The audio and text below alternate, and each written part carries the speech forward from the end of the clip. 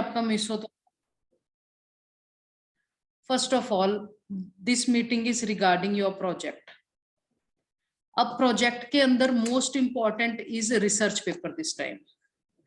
Okay, अब research paper के अंदर आपको क्या क्या सबमिट करना है, कैसे कैसे करना है, I am gonna guide you everything about this.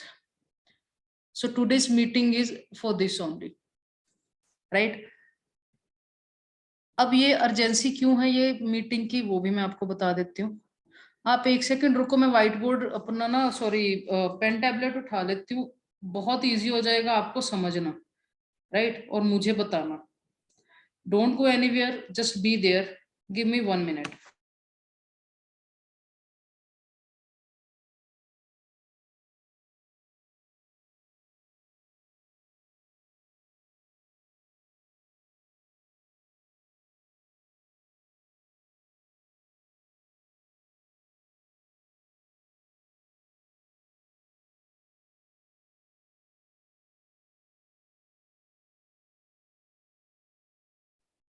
Okay students, so आप लोगों को ये चीज तो पता होगी कि इस बार आपका प्रोजेक्ट के अंदर जो आपका रिसर्च पेपर है उसकी वेटेज कोई 5 या 6 नंबर नहीं है, 40 मार्क्स है। And it's actually mandatory for each and every student to submit the research paper. And dates उसकी क्या है डेडलाइन की, वो मैंने आपके ग्रुप के अंदर ऑलरेडी शाम को डाल दी थी, right.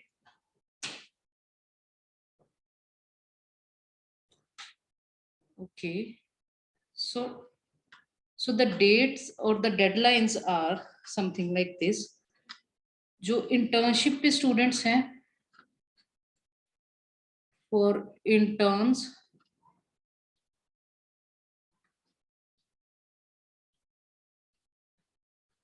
Deadline is 10th April,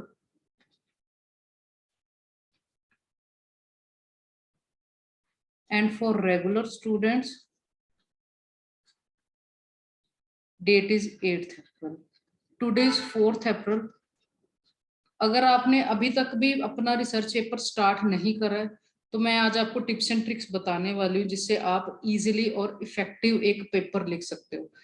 firstly तो आपको बता दूं, जो आपका रिसर्च पेपर है that is of 40 marks and you have to submit research paper on these dates.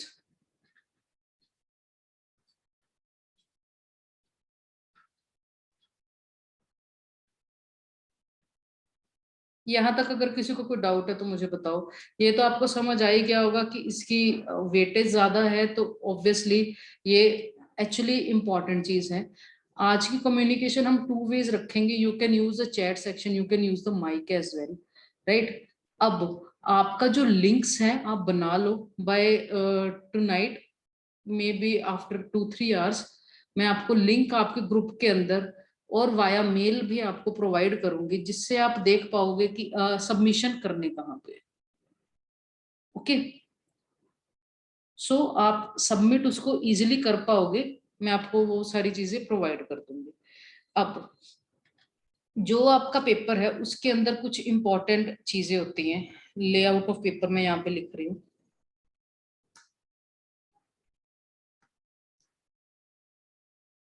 ये चीज मैंने आपको पहले भी बहुत बार करवाई है, बताई है।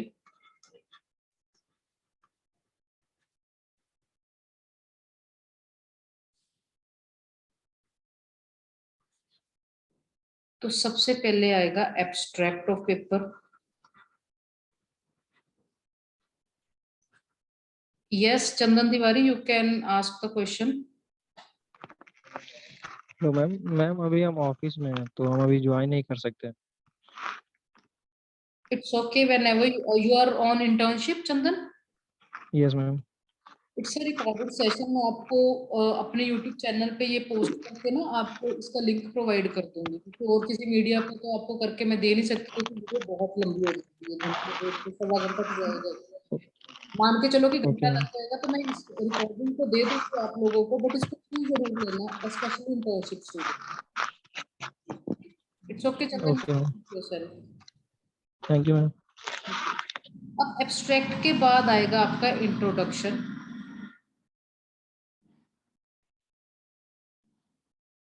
राइट। इंट्रोडक्शन के बाद आपका आएगा मोटिवेशन। अब इनमें से कुछ सेक्शंस पेपर के ऐसे हैं जो ऑप्शनल होते हैं, डिपेंड्स आपके उस पर्टिकुलर फील्ड के अंदर वो पार्ट जाएगा पेपर का या नहीं। मैं फटाफट से 15-20 मिनट में पेपर मैं जल्दी जल्दी बोलूंगी और आपको बता दूंगी, और ये रिकॉर्डिंग भी आपको मैं प्रोवाइड करूंगी, बट यहाँ पे लाइव रहना, छोड़ के नहीं जाना, ताकि आपके जो भी डाउट्स हो आप यहाँ पे क्लैरिफाई कर पाओ। मैं अभी 7:55 हुए, मेरा टारगेट ये है मैं आने वाले 15-20 मिनट में आपको एक बार पेपर का लेआउट बता दूं, और उसके बाद पेपर के लिखने के टिप्स एंड ट्रिक्स भी कुछ हैं, राइट। ताकि आप पहली बार में जो सबमिट करो उसके उसकी एक्यूरेसी जो हमें चाहिए उसका 40 या 50% आप पहली बार में ही सबमिट करो। बात क्या है, जो भी आप पेपर सबमिट करोगे उसको रिफाइन करूंगी मैं, राइट, कि उसके अंदर क्या कमियां हैं, प्लेगरिज्म कैसे रिमूव करना है, और उसका लेआउट ठीक है या नहीं है। कुछ ना कुछ कमी जरूर होगी, क्योंकि आप लोग अभी फ्रेशर हो रिसर्च के फील्ड के अंदर, राइट। तो मुझे आने वाले 2-4 दिन के अंदर क्वालिटी पेपर आप लोगों से चाहिए, हर बच्चे से। अब मोटिवेशन के बाद आएगा क्या, लिटरेचर सर्वे।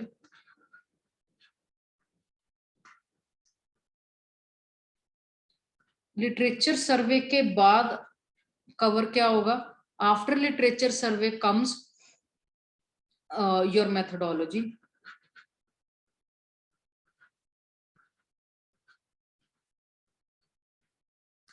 मेथोडोलॉजी के बाद रिजल्ट्स,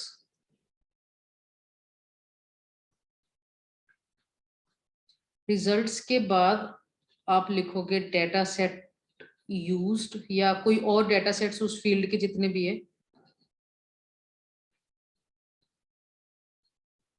ये मैंने सारे सेक्शंस लिख दिए, जरूरी नहीं है आपके पेपर के अंदर ये सारे हैं, मोस्ट ऑफ द आएंगे आएंगे, वो भी मैं हाईलाइट कर दूंगी जो आपको डालना ही डालना है।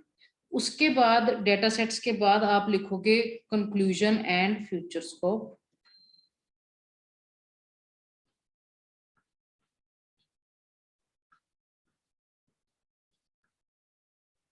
राइट। अब मैं हाईलाइट कर देती हूँ जो आपके पेपर के अंदर चीज आएगी ही आएगी।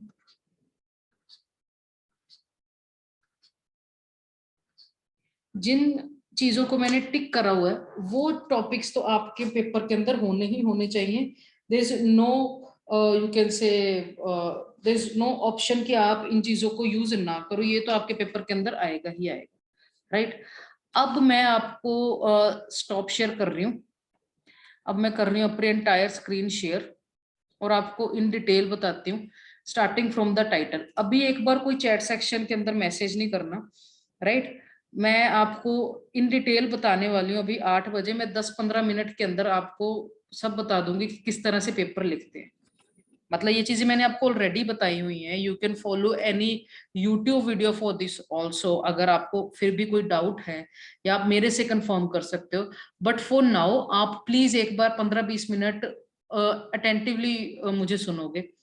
And if you guys are active in the session, जल्दी से जल्दी यस टाइप करो या एक्टिव टाइप करो चैट सेक्शन के अंदर, ताकि मुझे आइडिया हो कि कितने लोग यहाँ पे एक्टिव बैठे हैं। B fast B fast. 4 लोग, 5, 19 है तो एक तो मैं खुद ही हूँ, 18 मैसेजेस। प्लीज यहाँ पे आ जाए तो बहुत मेहरबानी होगी आप लोगों की, क्योंकि मैं अपनी एनर्जी वेस्ट कर रही हूँ अपने 4:30 के लेक्चर के बाद। इट्स एक्चुअली वेरी डिफिकल्ट घर पे आके 8 बजे आपके साथ ये मीटिंग अटेंड करना, बिकॉज इट वॉज नीडेड। अभी भी 8 लोग हैं जो सेशन के अंदर एक्टिव नहीं है। It's my request, if you are there please listen to me, right, because it's for you only. Okay, तो आप गूगल के टैब के अंदर सबसे पहले लिखोगे गूगल स्कॉलर, प्रेस एंटर, ठीक। अब मैं एक एग्जांपल लेके जा रही हूँ। अब इट्स अप टू यू, आपका जो भी फील्ड है आप उसके अकॉर्डिंग मोल्ड कर सकते हो। कुछ भी ना समझ आए, feel free to ask. Suppose करो मेरा टॉपिक है फेस रिकॉग्निशन। 7A के स्टूडेंट्स, ये मैंने लेक्चर के अंदर भी करवाया था। एंड एज ऑलवेज 2 या 3 बच्चे एक्टिव होते हैं सेशन के अंदर, तो सेशन ये छोड़ के ना चले जाना कि मैडम वही चीजें करवा रही है। ये सिर्फ मैं 10-15 मिनट ही करवा रही हूँ, उसके बाद आपको नेक्स्ट लेवल की इंफॉर्मेशन दूंगी। So stay there. सपोज करो आपने फेस रिकॉग्निशन के ऊपर प्रोजेक्ट बनाया अपना, तो फेस रिकॉग्निशन लिख के सर्च करो। पहले तो ये देख के आपको क्लियर हो जाएगा कि क्या क्या चीजें फेस रिकॉग्निशन के अंदर चल रही हैं आज की डेट में, राइट। या सपोज करो आपने करा है face recognition using texture features, ये आप टेक्निक यूज कर रहे हो। अब जब आप सर्च करोगे ना, इससे रिलेटेड आप क्या क्या टाइटल रख सकते हो और किस तरह के लोग टाइटल रख रहे हैं अपने पेपर के, आपको वो समझ आ जाएगा। ठीक, 2-3 पेज तक आप देख सकते हो या 4 पेज तक देख सकते हो, आपको समझ आ जाएगा कि आपका टाइटल कैसा होना चाहिए। दूसरी बात, सपोज करो अब अगर आपने टाइटल फिक्स कर लिया ये एंड रिंकल डेंसिटी,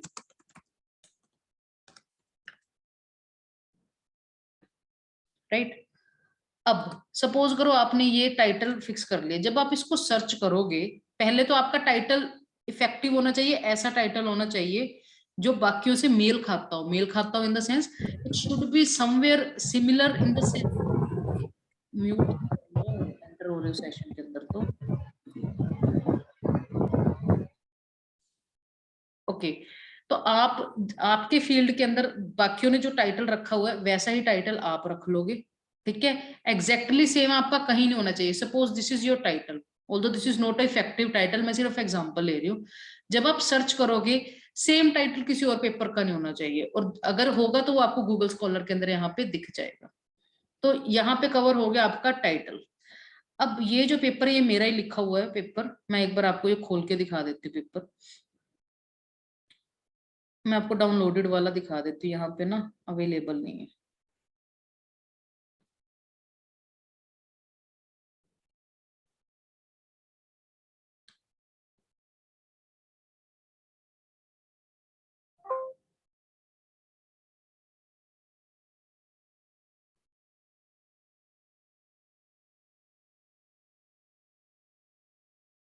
सी ये वही पेपर है जो अभी वहां पे गूगल स्कॉलर पे आपको दिख रहा था।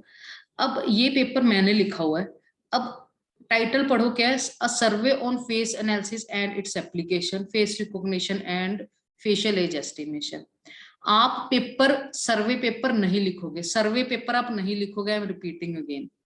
आपका पेपर या कंपैरिजन पेपर होगा या आपका पेपर होगा इम्प्लीमेंटेशन पेपर, ठीक। एब्स्ट्रैक्ट एक बार आप रफ लिखोगे, उसके बाद आप उसको रिफाइन करोगे, क्योंकि एब्स्ट्रैक्ट के अंदर क्या आएगा, आपका जो पेपर है वो किस टॉपिक के बारे में है, उसकी थोड़ी सी डिटेल, जैसे मैं यहाँ पे लिख रही हूँ कि हम व्हाट इज द नीड, कि हम क्यों फेस एनालिसिस कर रहे हैं। उसके बाद प्रॉब्लम क्या है इस टॉपिक के अंदर रिसर्च करने में, क्या प्रॉब्लम सब फेस कर रहे हैं। उसके बाद आप इसके अंदर अगर आपका इम्प्लीमेंटेशन पेपर है तो आप अपने रिजल्ट्स दे सकते हो, अपने रिजल्ट्स की वैल्यू दे सकते हो, क्या एरर आया, क्या एक्यूरेसी आई, क्या डेटा सेट यूज करा, वो आप यहाँ पे लिख सकते हो।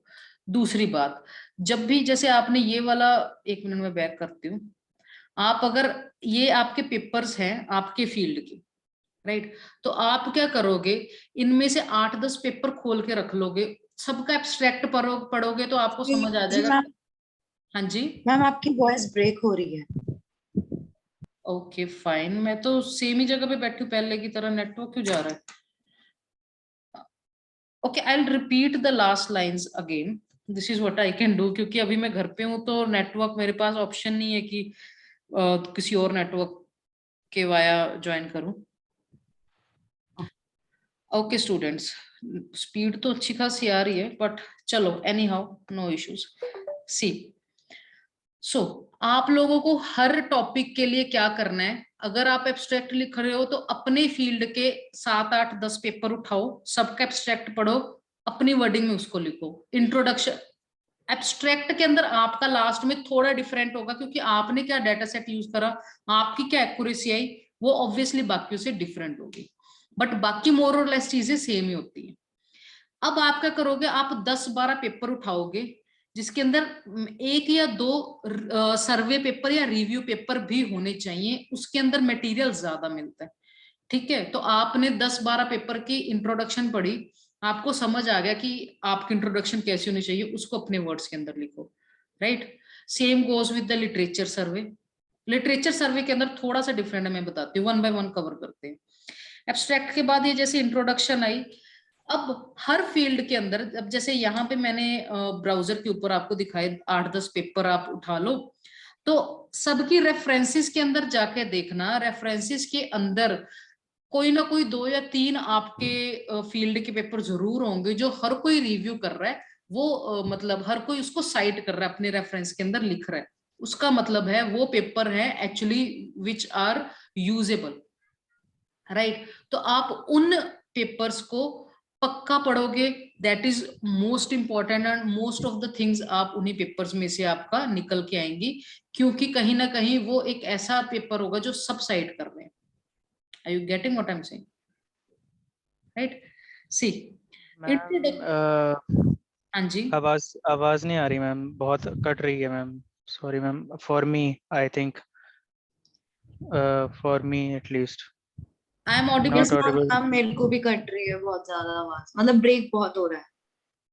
ब्रेक हो रहा है मेरे एंड से तो बिल्कुल ठीक चल रहा है, कोई दिक्कत ही नहीं आ रही है, in fact the network is pretty fine. Please बाकी भी चैट सेक्शन यूज करके या माइक ऑन करके बताओगे प्लीज, अगर कोई दिक्कत है तो। मैंने तो फैन एसी भी नहीं चलाया हुआ कि आवाज जाए नहीं। I hope it is better now. Ma'am जैसे ही मैं बोलता हूँ ना मैम, वैसे ठीक आने लगती है, अब नहीं हो रहा है। बीच में जब आप इंट्रोडक्शन समझाया फिर नहीं, कुछ भी सुनाई नहीं दिया। ओके, मैं ना एक बार ईयरफोन लगा के देखती हूँ, एक बार आप एक्टिव रहना और मुझे बताना अगर बेटर हुई तो। Now it's okay, ma'am.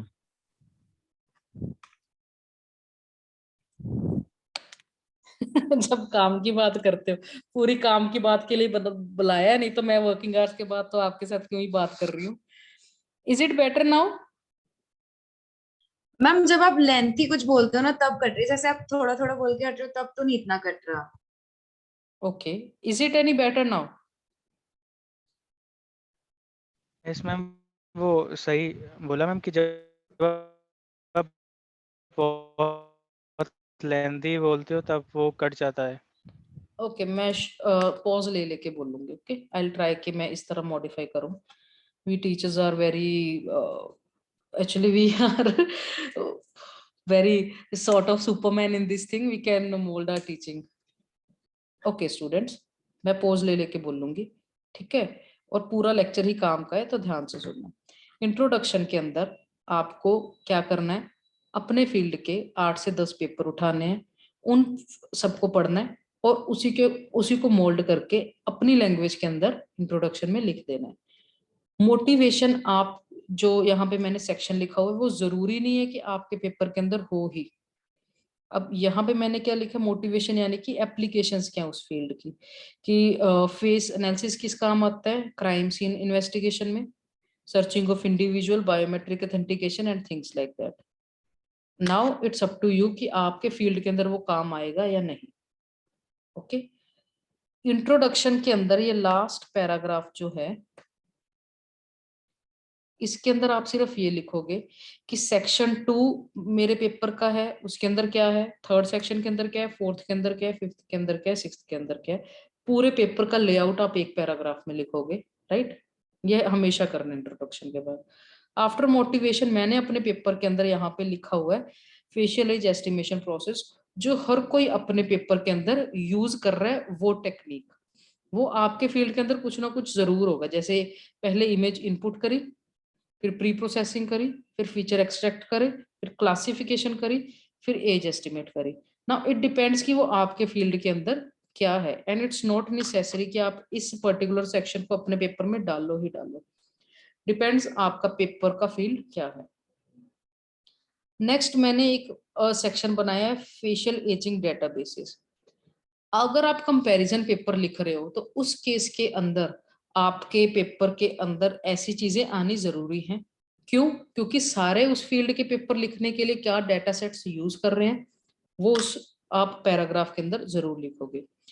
मैंने प्लेगरिज्म ना ज्यादा है इसलिए एक पैराग्राफ लिखा है, आप फर्दर सारे डेटा सेट्स का अलग अलग एक पैराग्राफ भी बना सकते हो कि इस डेटा सेट के अंदर इतने इमेजेस हैं, इतने मेल्स हैं, उतने फीमेल्स हैं, इतने चाइल्ड इमेजेस हैं, देन इसकी ये एक्यूरेसी है and things like that, right? तो इस तरह से आप अपना डेटाबेस का पैराग्राफ बनाओगे। After that comes related works in facial age estimation. अब आप इस टर्म को भी यूज कर सकते हो, रिलेटेड वर्क्स, या आप इसको लिटरेचर सर्वे भी लिख सकते हो, बात सेम है। ठीक, अब यहाँ पे मैंने जितने भी पेपर्स लिखे हैं उनमें से मेजर पेपर्स को एक टेबुलर फॉर्म के अंदर यहाँ पे लिखा कि उनके रिजल्ट्स क्या हैं, उन्होंने क्या डेटाबेस यूज करा है और उनके क्या रिमार्क्स हैं। सेम टेबल आप बनाओगे अपने पेपर के अंदर, ये आपके पेपर की इफेक्टिवनेस को बढ़ा देगा, राइट। अब लिटरेचर सर्वे आप क्या करोगे, जो भी आप टॉपिक के ऊपर पेपर कर रहे हो, गूगल करो वो सर्च टर्म, जितने भी पेपर आ रहे हैं उनको खोल लो। पहले गूगल के पेज के अंदर 5-7 आएंगे, फर्दर उनके रेफरेंसेस के अंदर क्या पेपर है वो देख लो। तो आप लिटरेचर सर्वे के अंदर कम से कम 15 से 20 पेपर लिखोगे। और लिटरेचर सर्वे को लेंथी बनाने का एक बेसिक सा आइडिया है, आप पेपर का एब्स्ट्रैक्ट पढ़ो, आप उसका कंक्लूजन पढ़ो, आपको ये पता चल जाएगा किसी भी पेपर के अंदर कि उस पेपर के अंदर हुआ क्या है। क्योंकि एब्स्ट्रैक्ट और कंक्लूजन के अंदर वो सारा क्रक्स लिखते हैं कि मैंने ये टेक्निक यूज करी, ये डेटा सेट यूज करा, ये मेथड यूज करे, ये रिजल्ट आए, और ये लूप होल्स हैं या ये फ्यूचर स्कोप है।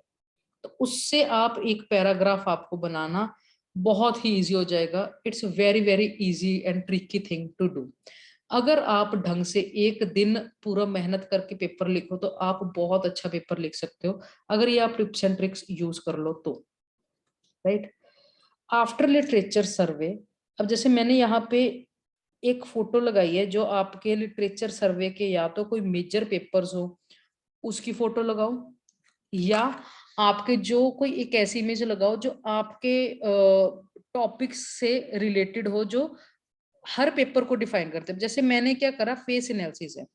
अब फेस एनालिसिस के टाइम पे फेस लैंडमार्क पॉइंट्स निकालना is one of the major and important task, जो ऑलमोस्ट हर पेपर वाले करते हैं। तो मैंने वो यहाँ पे इमेज लगा दी।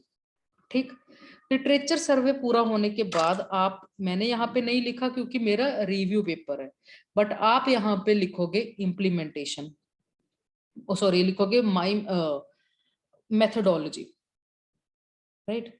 तो मेथोडोलॉजी यूज्ड या मेथोडोलॉजी के अंदर आप लिखोगे कि मैन लोगों ने तो ये करा, वो अपने लिटरेचर सर्वे के अंदर लिख दिया। अब आप क्या अपने पेपर के अंदर करने वाले हो, या आप अपने प्रोजेक्ट को बनाने के लिए आपने क्या क्या चीजें यूज करी, वो आप वहां पे लिखोगे, राइट। उसके बाद आएंगे आपके रिजल्ट्स। अब रिजल्ट्स आपकी इमेज हो सकती है, आपके ग्राफ्स हो सकते हैं, it can be pie chart, it can be a tabular image, sorry एक टेबल की हेल्प से आप बता सकते हो। तो इनमें से कोई ना कोई चीज आपको जरूर करनी है, और एक से ज्यादा भी कर सकते हो।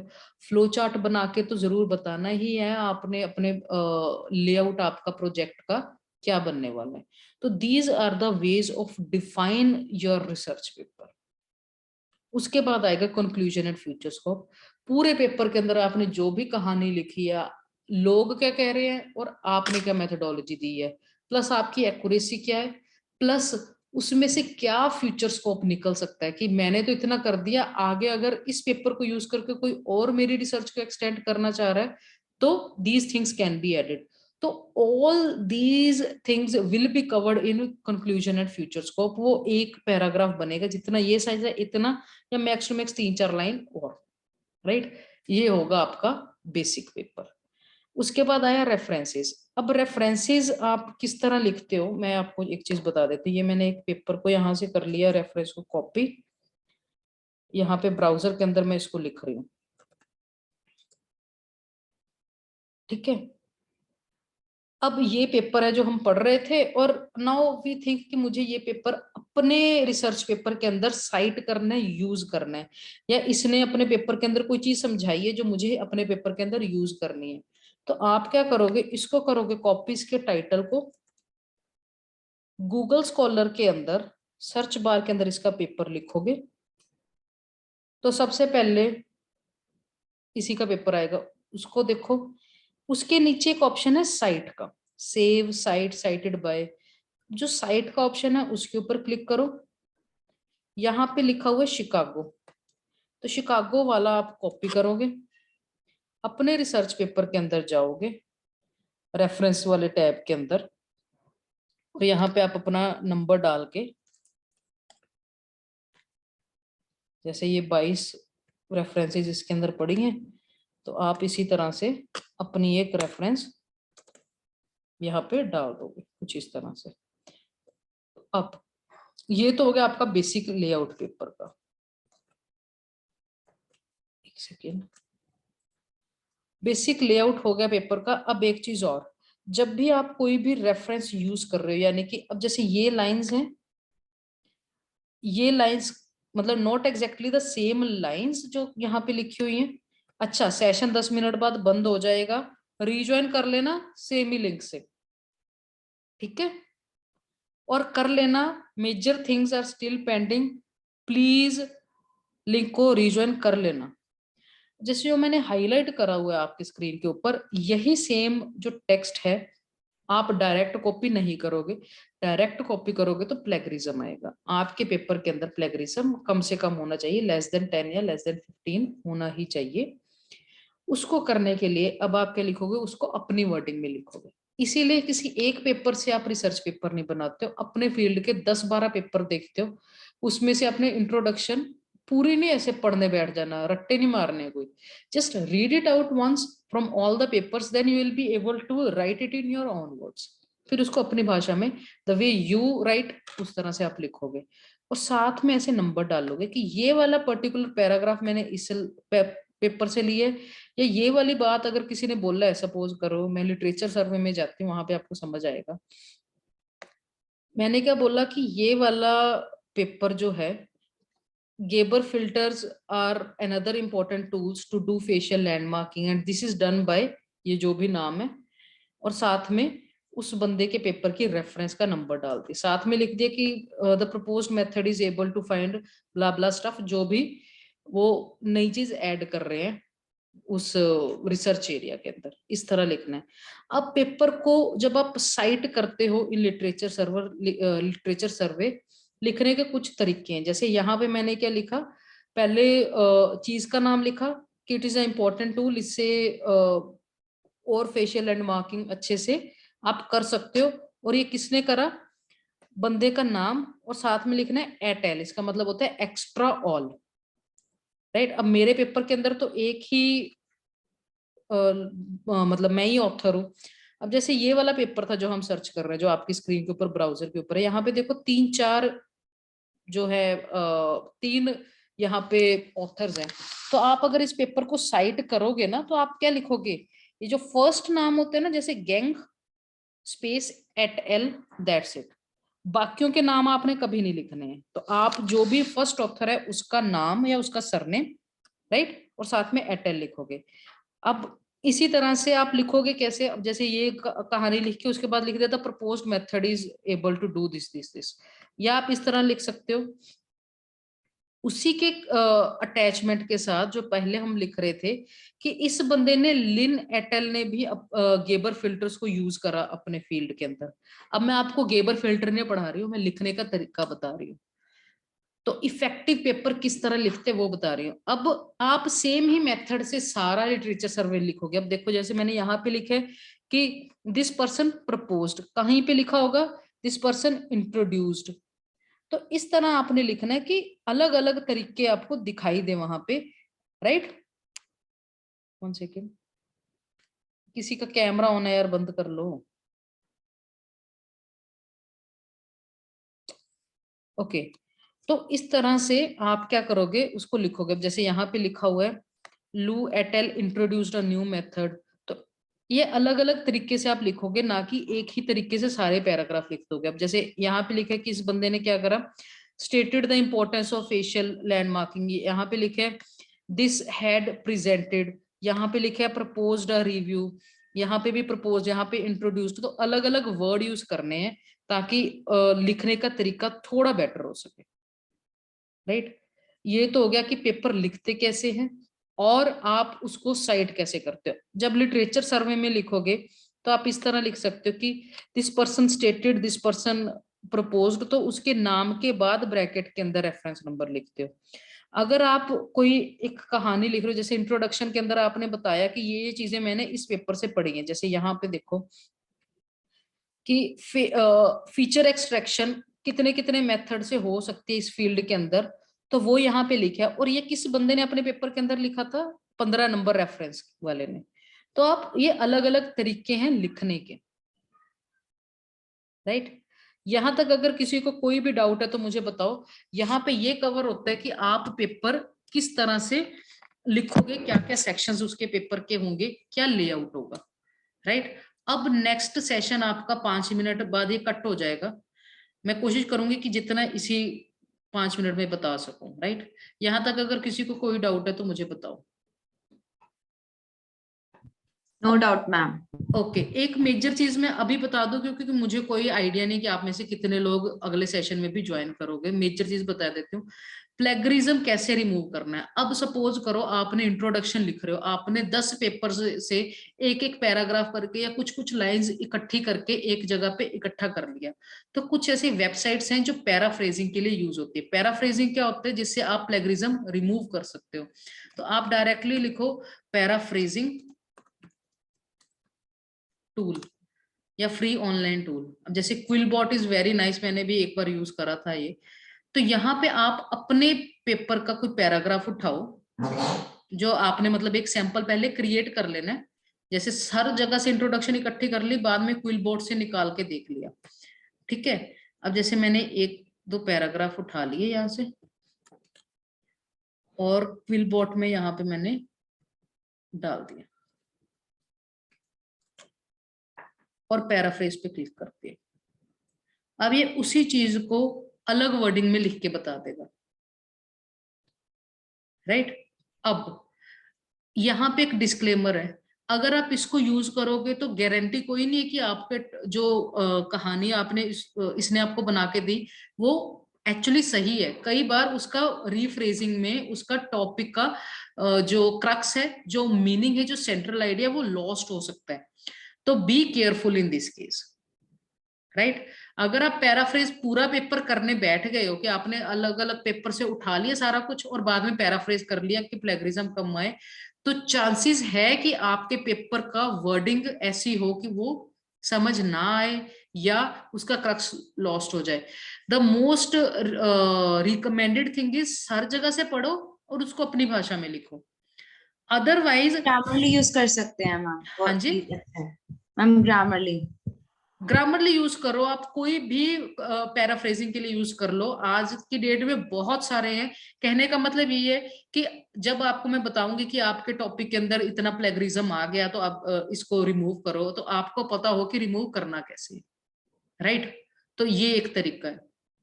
दूसरे ऐसे छोटी मोटी चीजें हैं, कई बार एक एक वर्ड के ऊपर आ जाता है तो आप उस चीज में सिनोनिम्स यूज कर सकते हो, ठीक है। अब जैसे अगर मैं यहाँ पे, आप गूगल कर सकते हो किसी भी चीज का सिनोनिम।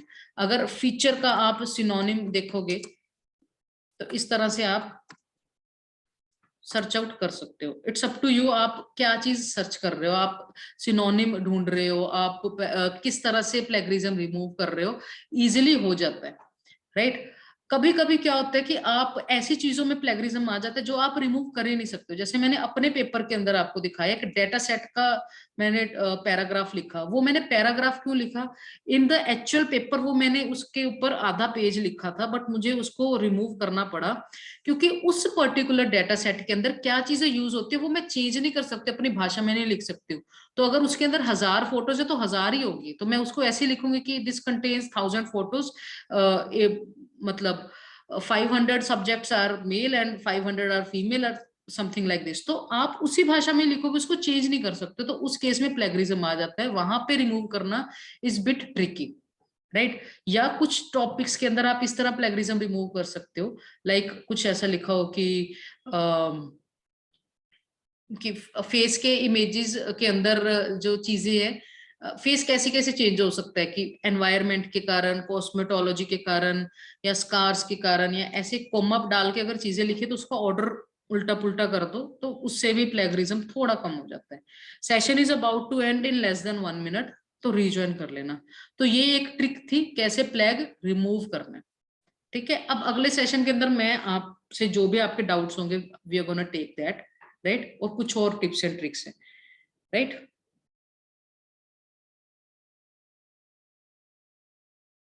मैं एंड ही कर देती हूँ सेशन, दोबारा रिज्वाइन कर लो।